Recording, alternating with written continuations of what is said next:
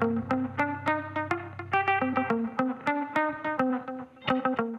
massive dragon prop at Disneyland goes up in flames. What spectators saw during the popular Fantasmic show and how this could affect shows at other Disney parks. Closing time for Bed Bath & Beyond. Details on the company's bankruptcy plans, including the last day you can use those blue 20% off coupons. Hello, everyone. Welcome to the Rundown. I'm Robin Winston. People waiting in line at an InNOut drive-thru in Santa Clarita captured what appeared to be some kind of road rage incident. So it happened Sunday near Magic Mountain. Cell phone video shows the people in two cars getting out of their vehicles and throwing some type of liquid at each other while waiting in line. Now, it's unclear exactly what led up to the confrontation, but deputies are investigating. Parents came together to host a heartfelt fundraiser in Agora Hills over the weekend. It was held in honor of the students hit by a car while waiting at a bus stop in Thousand Oaks. ABC4's Macy Jenkins was at Sunday's event and shows us how they're hoping to help their community heal. The Canyon Club in Agora Hills had a packed house Sunday night as the Westlake High School community showed up to raise money for those impacted by Tuesday's tragedy. Westlake High School parent Elisa Morton. I knew we had to have an event to bring people together to rally and gain support for these families in need. So she called the owner of the Canyon Club and started planning tonight's fundraiser. We're small, but we're mighty. Inside, A sprawling array of prizes up for bid in a silent auction, including signed guitars, posters, and gift baskets. On stage, a set list of performers and speakers, including the Westlake High School Choir. And just outside of the front door, therapy animals, miniature horse Blue Moon and his furry therapy dog buddies. The money raised tonight going directly to the Conejo Schools Foundation.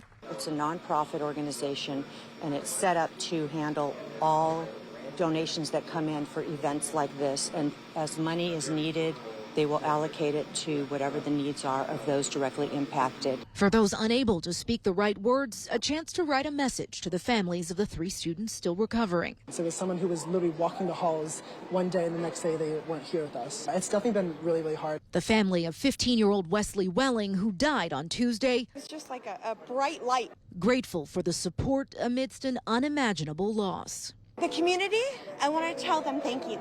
I mean, I can't believe how this has brought everybody together. The donations to Kelly.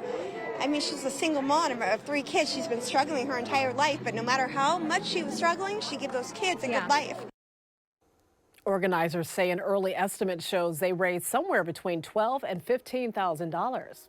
Former Dancing with the Stars judge Len Goodman has died. His agent tells NBC News he passed away peacefully without revealing a cause of death.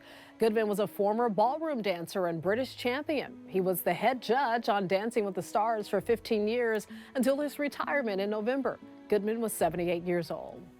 A warning for hikers as the weather warms up. Expect to see more rattlesnakes on California trails.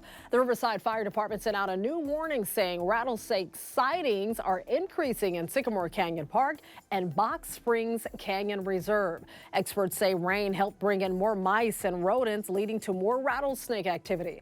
Officials want to remind people to keep their dogs on leashes and do not let children venture off alone. Whew, just seeing those snakes gives me the creeps. All right, it's time to check in on your forecast. And if you're a fan of the heat, you're really going to like the end of the week. Meteorologist Belen De Leon has your hot first alert forecast. Hi, everyone. If the weather was too warm over the weekend, well, the start to the week will be cooler, and that's because of the return of the marine layer. But by the middle of the week, high pressure takes control, and that means the temperatures are going to warm up again. But here's the weather setup. Currently, we have this dip in the jet stream, very strong onshore flow that's going to be with us. Then here we go for the middle of the week. Warm, dry, sinking air will lead to sunnier skies and also those warmer temperatures. In fact, let's take a look at the temperature trend. In Riverside, you're starting the work week off with upper 70s and low 80s. Enjoy it, because by the middle of the week and towards the end of the week, it's going to straight up feel like summer. You're going to need to crank up the AC. We're going to have temperatures in the 90s, way above normal for this time of year. As we look ahead to the weekend, if you got a pool, use it. The temperatures are going to be toasty. I like the sound of that. Well, a group of burglars vandalized and stole from at least 10 restaurants in Glendale. All of the businesses are located within a 2-mile radius of each other. So check out this surveillance video. The burglars smashed their way inside Rockbird on Colorado Street. Then they grabbed money from the register and ransacked the restaurant. One of the owners told us this is the second break-in they've had in just 4 months.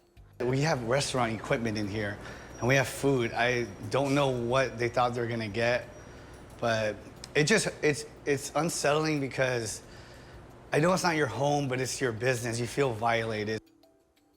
All of the break-ins happened Saturday between 2 and 4 a.m.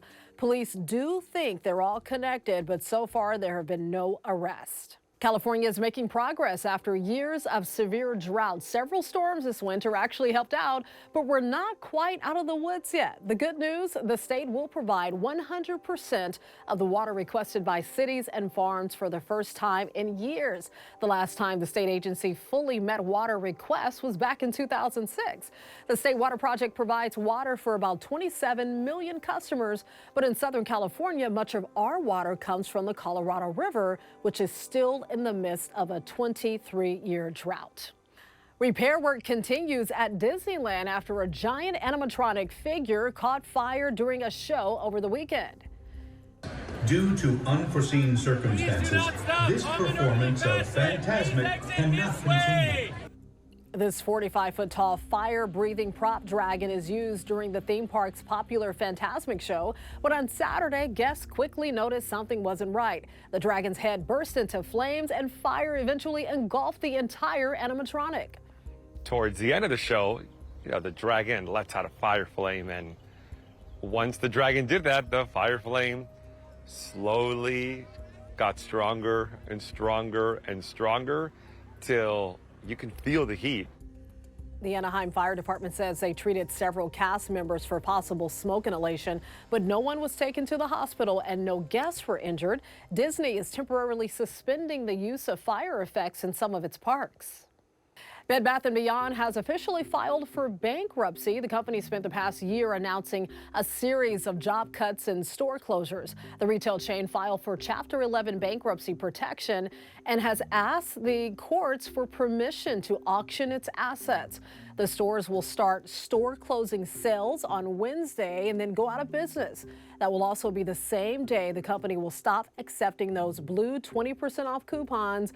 All sales made after Wednesday will be final, and the stores will stop accepting gift cards on May 8th. If you've ever used Shutterfly to store your photos, you may be at risk of losing those memories stored on the company's website. The company emailed customers warning them that their photos would be deleted if they didn't agree to an updated photo storage policy. It requires customers to make a purchase at least once every 18 months. Well, the photos were deleted back in March for whoever didn't comply. But since so many people missed the memo, the company is now restoring those photos and say users won't lose access for another few weeks. The deadline is now May 30th. Don't forget. Well, thousands of readers, writers, and storytellers came together this weekend for the LA Times Festival of Books. It's one of the biggest literary events in the country. Photojournalist Marcella Navarrete was there.